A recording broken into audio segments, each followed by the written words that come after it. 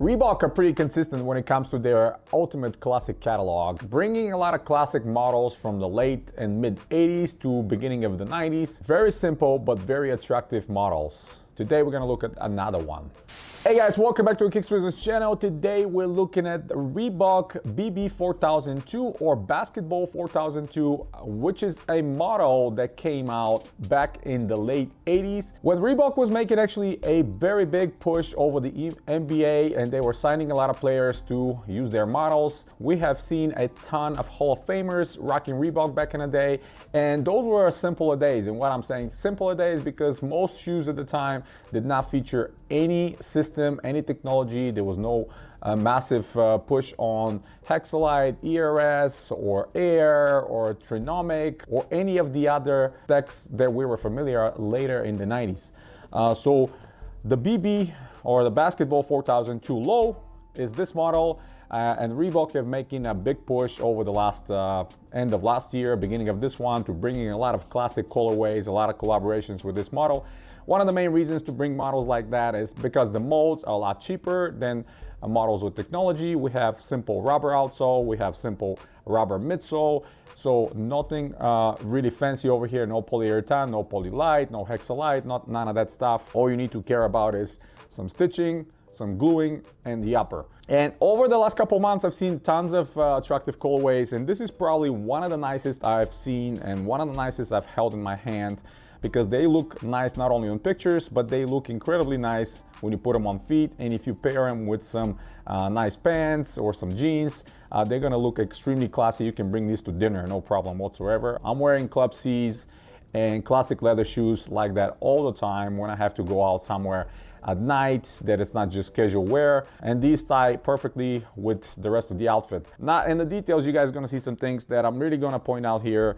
And it's kind of a missed opportunity by Reebok to create an ultimately incredible and high quality shoe, because I have several pairs of the Club C, and they're made of some of the nicest materials I've seen in the latest years, where they're completely entirely made of genuine materials. We're talking about leather and suede. And over here with this one, where you see the maroon colored or kind of a Bordeaux colored overlays, this is all genuine suede material, which is excellent, very nice. Always awesome to see raw materials like that. Unfortunately, the rest of the shoe, the underlay, which is white, is absolutely atrocious plastic leather, which is something that belongs to shoes that are being sold in Walmart and some other budget-friendly stores. Even the black Vector is a synthetic material, and this, in my mind, should have been maybe the only synthetic if you want to save any money anywhere. But the white base is just so stiff, it is so plastic. It kind of ruins the experience of the shoe, because when you pick these up in hand, before you even see the leather, your eye is caught by the beautiful suede, and it's very nice. It's of course genuine, but when you look at that white leather, it's like, why? I mean, and this is a shoe that obviously it retails around and under $100, but the same was with the Club C. And the Club C was almost all models and almost all colorways made in entirely genuine materials, which made them extremely comfortable and attractive to somebody like me, which I'm wearing them all the time, like I said. And these, even when you put them on feet and you start walking and you try to crease, this plastic leather is hard to break in. And once it breaks in, it's gonna crease horribly in the front, and there's nothing attractive with synthetic leathers. Now this out of the way, the rest of it is awesome. I like the laces matching the overlays, same color. I like the hints of yellow with the inner liner and the kind of undertone of where the Reebok old logo was with the British flag. And this is one thing I'm thinking, missed opportunity. They should have made the box with the British flag just like the original pairs. I'm not sure why they're not keep doing that. That should have been just a no-brainer, especially for these older models. Actual stitching on the forefoot and the heel, highly appreciated. It's not just faux with some, gluing. This is gonna last for a very long time. And being a rubber midsole and outsole, these will never crumble, and you can probably wear them 30, 40 years later. Of course, if we had genuine leather on top, which we don't. And gum outsole is always a big plus for me. Great choice here. Ties completely with the upper. It looks amazing with the logo, Reebok logo on the heel. And it's super sticky.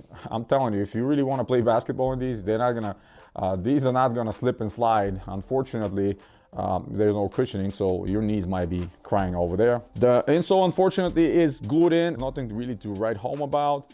It is not ortholite or anything like this. It's not anything special about it. And these are made in November of last year, so very recent, just a few months away.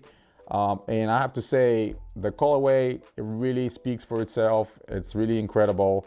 And I'm planning to wear these. I mean, regardless of the plastic leather, I'm just gonna suffer through it. But they look very nice, very classy. And like I said, wearing them at night will be a no-brainer for me. I will love it. The padding is significant. It's on with the kind of a mixture of Reebok, the name of the model, and the half of the British flag. Of course, there's no genuine leather there as well, so expect that in about 10 years to start peeling and cracking as well. Through the size for me, 8.5 works perfectly well. No pinching, no slippage, none of that stuff. You can tie the laces pretty nicely and they go excellent. So I have to say, the model, I absolutely love the model. It's classic. I love the colorway. They did a great job. I love the outsole. I love the comfort. At least the stepping comfort. The only thing that really prevents me of saying this shoe is absolutely incredible is the use of that super plastic and hard synthetic leather. But hey, that's what they decided to do. Hopefully we're gonna see some colorways coming up with more genuine materials, because this is kind of a status of constant rotation shoe, which I have with the Club C mentioned many times. I wear it almost exclusively at night when I go somewhere for dinner and stuff like that. So yeah, that's pretty much it, guys. Hit the thumbs up if you like the video. Stay tuned to the channel. Subscribe if you're new. Check out the rest of the videos coming on the channel. I'm gonna have some exciting ones very, very soon. I'm trying to push as many videos as possible for you guys, so you can see some of the models coming up, see some of the models I have, and of course, a lot of classics. As always, you have a wonderful day.